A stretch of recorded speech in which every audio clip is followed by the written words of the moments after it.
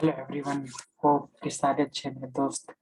आज हम दोस्तों डिस्कस करेंगे फाइनेंशियल स्टेटमेंट एनालिसिस के बारे में। हम प्रीवियस वीडियो में अपने डिस्कस करें फाइनेंशियल स्टेटमेंट क्या होती है दोस्तों।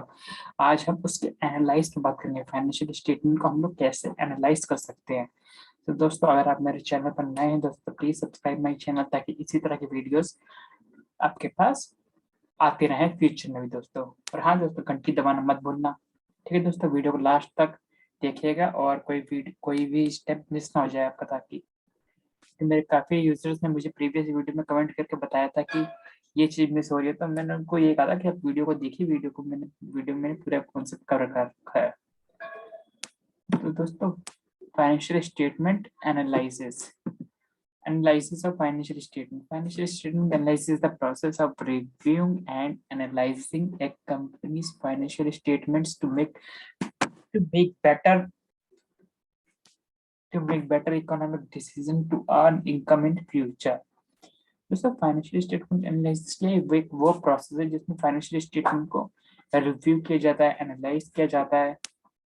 जो भी कंपनी की फाइनेंशियल स्टेटमेंट्स होती है, क्यों ऐसा क्यों किया जाता है, ताकि रिव्यू क्यों किया जाता है, एनालाइज क्यों किया जाता है दोस्तों, ताकि एक अच्छा डिसीजन ले सके हम, ताकि जिससे क्या हो, जिससे हमारी अर्निंग हो फ्यूचर के अंदर। ठीक है दोस्तों, एक कंपनी की फाइनेंशियल स्टेटमेंट को इसलिए एनालाइज किया जाता है ताकि हम फ्यूचर में अर्न कर सके अच्छा प्रॉफिट। इस स्टेटमेंट के अंदर दोस्तों क्या क्या इंक्लूड होता है? Income statement, balance sheet, statement of cash flow, notes to cash and settlement of changes in equity shares. ठीक है दोस्तों, आई होप कि आपको ये समझ में आ गया होगा पर्पस क्या है इसका एनालाइज करना फाइनेंशियल स्टेटमेंट को। ठीक है दोस्तों, ऑब्जेक्टिव्स क्या है बेसिकली दोस्तों। अगर हम एक फाइनेंशियल स्टेटमेंट को एनालाइज कर रहे हैं तो उसका ऑब्जेक्टिव क्या है, उसको हम क्यों कर रहे हैं। तो 4 रीजन मैंने बताए दोस्तों। To assess the operating efficiency and profitability of a firm. एक फर्म मतलब एक कंपनी की एफिशिएंसी और उसकी प्रॉफिटेबिलिटी को ऑब्जर्व करने के लिए दोस्तों। To valuate liquidity position of the firm. जितनी भी लिक्विड मतलब एज इन जितना भी कैश में जितना भी वो है हमारे पास कितनी एसेट है जो कैश में है, एक कंपनी की एसेट, उसको वैल्यूएट करने के लिए। To assess solvency of the firm. कितने चांसेस हैं एक कंपनी की कि वो सॉल्व मतलब डिसॉल्व हो सकती है, मतलब एक तरह से डूब सकती है दोस्तों। ठीक, कंपैरिजन बिटवीन टू और मोर फर्म्स। कंपैरिजन करना बिटवीन टू और मोर फर्म्स के बीच में कंपैरिजन दोस्तों। ठीक है, अगर मेरी दो से ज्यादा कंपनी है तो मैं उसको आपस में कंपेयर कर सकता हूँ इजिली किसी फाइनेंशियल स्टेटमेंट के थ्रू। ठीक है दोस्तों, तो हमने ये डिस्कस किया कि ऑब्जेक्टिव्स क्या क्या है इसके अंदर दोस्तों। ठीक है, पहला है operating efficiency and profitability of firm. To value liquidity position of the firm. To assess solvency of firm. Comparison between two और मोर फर्म्स। ठीक है दोस्तों, फिर आता है techniques of financial analysis. Techniques क्या है दोस्तों? पहला है comparative financial statement, common size financial statement, fund flow statement, cash flow statement दोस्तों। ठीक है, तो हम सबसे पहले डिस्कस करते हैं कंपैरेटिव फाइनेंशियल स्टेटमेंट होता क्या है। Comparative financial statement are the statement in which figures of two or more periods are placed side by side along with change in figures in absolute and percentage terms of comparison. Comparative financial statement का दोस्तों simple सा मतलब है, इसकी इसलिए case में क्या होता है कि दो और दो से ज्यादा कि जित कंपनी के फाइनेंशियल स्टेटमेंट को रखा जाता है और ये चीज एनालाइज की जाती है कि कहाँ पर चेंजेस हुए हैं। ठीक है दोस्तों, हमारी एसेट में चेंजेस हो रहे हैं, हमारी लाइबिलिटीज में चेंज हो रहे हैं, तो वो हम किससे पता करते हैं? कंपैरेटिव फाइनेंशियल स्टेटमेंट से। ठीक है दोस्तों, common size financial statement express figures of financial statements percentage of common base. Common size financial statement क्या करती है? किसी भी कंपनी के जो कॉमन बेस होता है ना दोस्तों, वो डिस्कस मतलब वो चीज एक्सप्लेन करती है, वो चीज एक्सप्रेस करती है ये। ठीक है दोस्तों, फंड फ्लो स्टेटमेंट क्या होता है?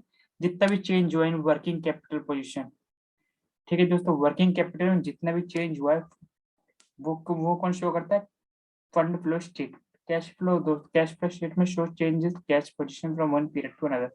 कैश फ्लो स्टेटमेंट दोस्तों क्या शो करती है? हमारी कैश पोजीशन जो कि चेंज हुई एक पीरियड से दूसरे पीरियड के अंदर अंदर तक में। ठीक है दोस्तों,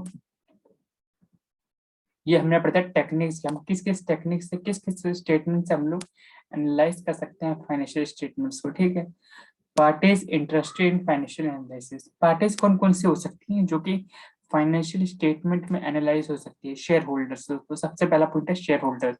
अगर दोस्तों अगर आपकी कंपनी में कोई भी इन्वेस्ट कर रहा है तो आपके फाइनेंशियल्स को जरूर दिखेगा, तो मेक श्योर कर लो कि आपके फाइनेंशियल सही हो, फाइनेंशियल स्टेटमेंट्स पूरी की पूरी होनी चाहिए ताकि वो शेयर होल्डर इजिली रीड कर सके कि आपकी फाइनेंशियल पोजीशन है क्या।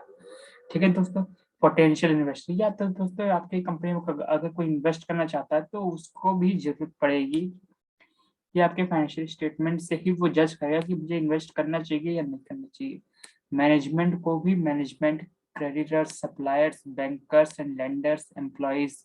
ठीक है दोस्तों, ये है सात, ये सात पार्टीज के बारे में मैंने आपको बताया जो कि इंटरेस्टेड होती है फाइनेंशियल एनालाइज, मतलब आपके फाइनेंशियल स्टेटमेंट कंपनी में इन्वेस्ट करने से पहले ये कंपनी के फाइनेंशियल स्टेटमेंट को जानने के लिए ये वाली पार्टी से इंटरेस्टेड होते हैं, जो कि मोस्टली कॉमन है दोस्तों। ये क्वेश्चन आपके